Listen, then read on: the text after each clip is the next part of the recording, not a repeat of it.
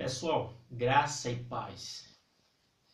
A maioria esmagadora dos evangélicos, principalmente os pentecostais, por terem aí nascido e crescido, terem sido ensinados em um ambiente que ensina o arrebatamento pré-tribulacionista, dispensacionalista. Eles acreditam que o arrebatamento da igreja é um evento que ocorre antes da grande tribulação e é um evento também que desencadeia uma série de ressurreições. Ou seja, não haverá uma única ressurreição. De acordo com esta visão, temos aí várias ressurreições e não somente uma, que é aquilo que nós vemos de modo claro, muito claro, nas Escrituras. Porém,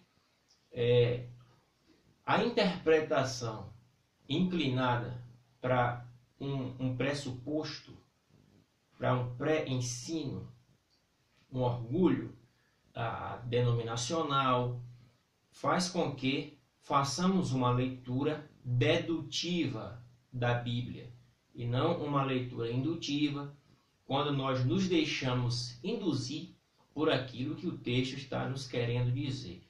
Daí vemos vários erros grotescos de interpretações da palavra de Deus, justamente devido às inclinações denominacionais. Vamos ver aqui o que um expoente do dispensacionalismo e do arrebatamento pré-tribulacionista, ele fala sobre a ressurreição final, que é proveniente da volta do Senhor à terra. Vamos ouvir, depois vamos fazer um breve comentário nas Escrituras para averiguarmos se sustenta a sua análise de ressurreição.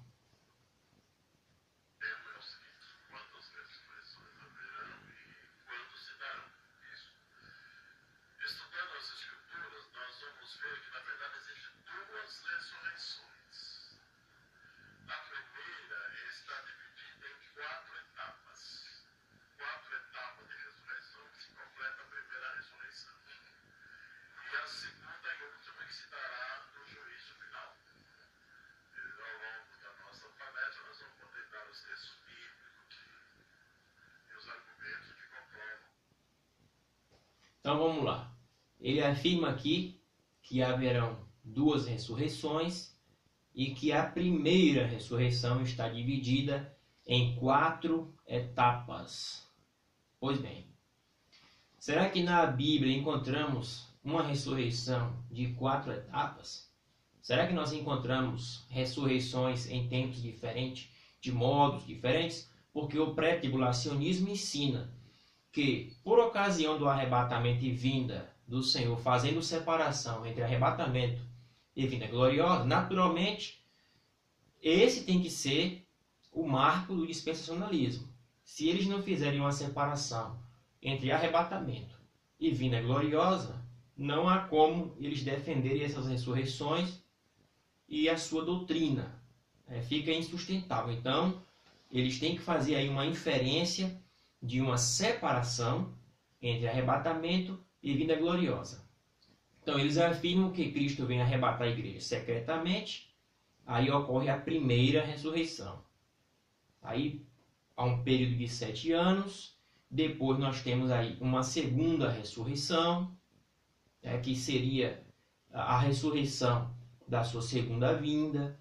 Depois nós teríamos aí mais 2 ressurreições provenientes do início do milênio e o final do milênio. Aí nós teríamos 4 ressurreições. Vamos verificar nas Escrituras e nós chegaremos numa conclusão natural, sendo levados a entender pelo texto quantas ressurreições acontecerão. Em primeira carta aos Coríntios, o apóstolo Paulo estava repreendendo aquela comunidade de irmãos, aquela igreja local, de que eles deveriam crer na ressurreição, de que haveria sim ressurreição decorrente do retorno do Senhor. Então, a vinda de Cristo é que traria a ressurreição. E Paulo ainda vai mais longe ao dizer o que acontece na vinda de Cristo e o que essa ressurreição traz. Já no versículo 20, Paulo fala: mas agora Cristo ressuscitou dos mortos e foi feito as primícias dos que dormem. Então Paulo está dizendo aqui que Cristo, ao ressuscitar, tornou-se primícias. Se nós formos fazermos uma exegese desse termo primícias, isso aí não vai nos remeter lá em Levítico, seria um outro vídeo só para falar disso. Então Cristo é a garantia de que haverá ressurreição, porque ele foi ressuscitado. E assim como aconteceu com ele, a promessa se dá à igreja, aos seus escolhidos. Versículos de número 21 em diante fala: porque assim como a morte veio por um homem, também a ressurreição dos mortos veio por um homem. Assim como todos morrem em Adão, todos serão vivificados em Cristo. Mas cada um por sua ordem. Cristo, as primícias, depois aqueles que são de Cristo na sua vinda. Então, aqueles que são de Cristo receberão uma ressurreição na vinda. E o que essa ressurreição vai causar? Versículo 26. Ora, o último inimigo que há de ser aniquilado é a morte. Portanto, Paulo diz que a morte será aniquilada, a morte será destruída por ocasião da ressurreição, por ocasião da vinda de Cristo. Então, a morte será aniquilada, não vai ter mais morte, não haverá morte mais.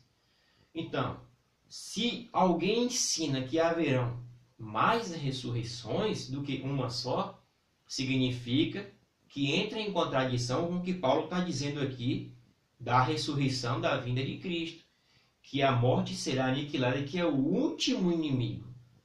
Paulo vai completar mais esse argumento no versículo 51 a seguir, quando Paulo diz: eis que vos digo um grande mistério, na verdade nem todos dormiremos, mas todos transformados seremos.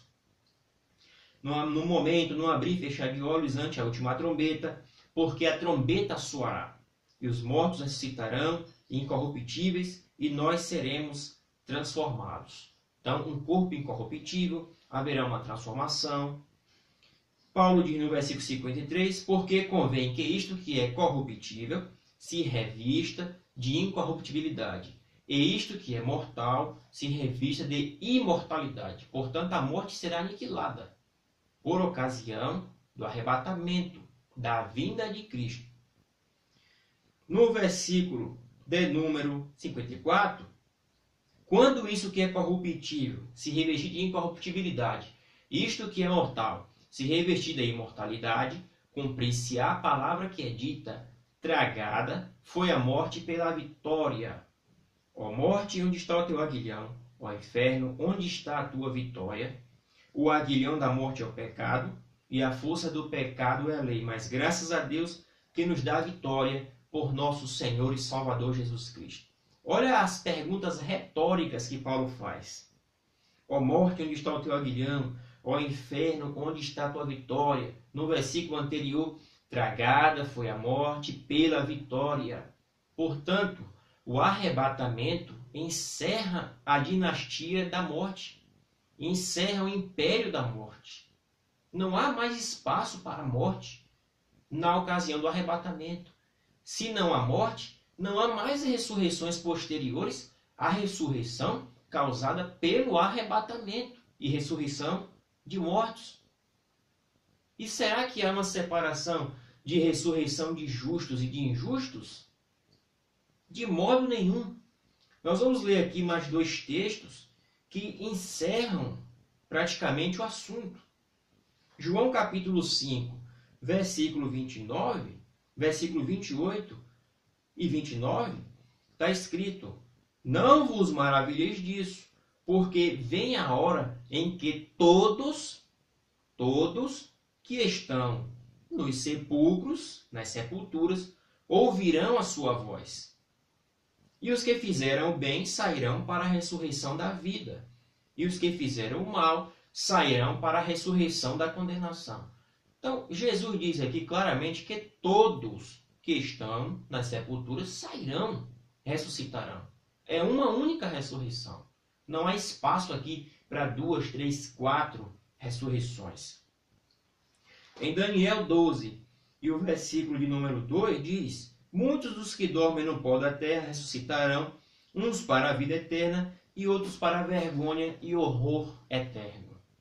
Portanto, amados, fica muito claro, nítido, fácil de compreender, deixando pressupostos de lado e deixando apenas as Escrituras falarem de que o arrebatamento e vinda de gloriosa são a mesma coisa, são o mesmo evento, e eles, consequentemente, ocorrem simultaneamente, trazendo a aniquilação da morte, portanto, sendo apenas uma única ressurreição, para juízo final, salvação e vida eterna para os justos, condenação eterna para os injustos.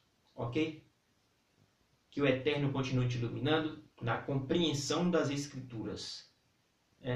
Compartilhe o vídeo aí, deixe o seu like. Continuaremos ainda estudando sobre a vinda de Cristo, escatologia. Um forte abraço e até o próximo vídeo.